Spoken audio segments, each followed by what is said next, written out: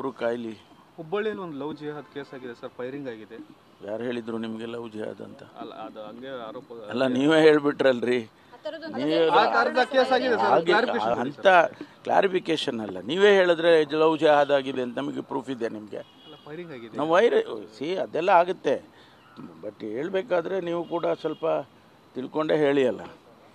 ಆ ಥರ ಏನು ಆಗಲಿಲ್ಲ. ಅವರು ಈಗಾಗಲೇ ಅವ್ರನ್ನ ಅರೆಸ್ಟ್ ಮಾಡಿ ಎಲ್ಲ ಮಾಡಿದ್ದಾರೆ. ಪ್ರೊಸೀಜರ್ ನಡೀತಾ ಇದೆ, ಅದಕ್ಕೆ ಸಂಬಂಧಪಟ್ಟ ಇನ್ವೆಸ್ಟಿಗೇಷನ್ ನಡೀತಾ ಇದೆ. ನಾವು ಕನ್ಕ್ಲೂಡ್ ಮಾಡೋದು ಬೇಡ ಅಂತ ಅಷ್ಟೇ.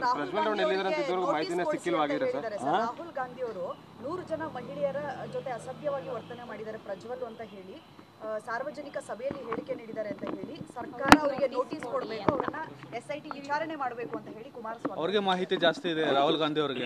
ಇವ್ರನ್ನೇ ಕೇಳ್ಕೊಂಡು ಮಾಡೋಣ. ಅವರು ಕಾಯ್ಲಿ. ಹುಬ್ಬಳ್ಳಿಯಲ್ಲಿ ಒಂದು ಲವ್ ಜಿಹಾದ್ ಕೇಸ್ ಆಗಿದೆ ಸರ್, ಫೈರಿಂಗ್ ಆಗಿದೆ.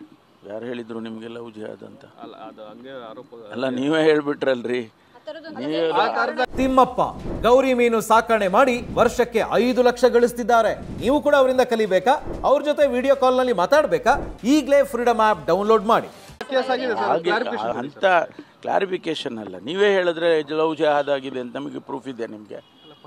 ನಾವು ಅದೆಲ್ಲ ಆಗುತ್ತೆ, ಬಟ್ ಹೇಳಬೇಕಾದ್ರೆ ನೀವು ಕೂಡ ಸ್ವಲ್ಪ ತಿಳ್ಕೊಂಡೇ ಹೇಳಿ ಅಲ್ಲ. ಆ ಥರ ಏನು ಆಗಲಿಲ್ಲ. ಅವರು ಈಗಾಗಲೇ ಅವ್ರನ್ನ ಅರೆಸ್ಟ್ ಮಾಡಿ ಎಲ್ಲ ಮಾಡಿದ್ದಾರೆ. ಪ್ರೊಸೀಜರ್ ನಡೀತಾ ಇದೆ, ಅದಕ್ಕೆ ಸಂಬಂಧಪಟ್ಟ ಇನ್ವೆಸ್ಟಿಗೇಷನ್ ನಡೀತಾ ಇದೆ. ನಾವು ಕನ್ಕ್ಲೂಡ್ ಮಾಡೋದು ಬೇಡ ಅಂತ ಅಷ್ಟೇ.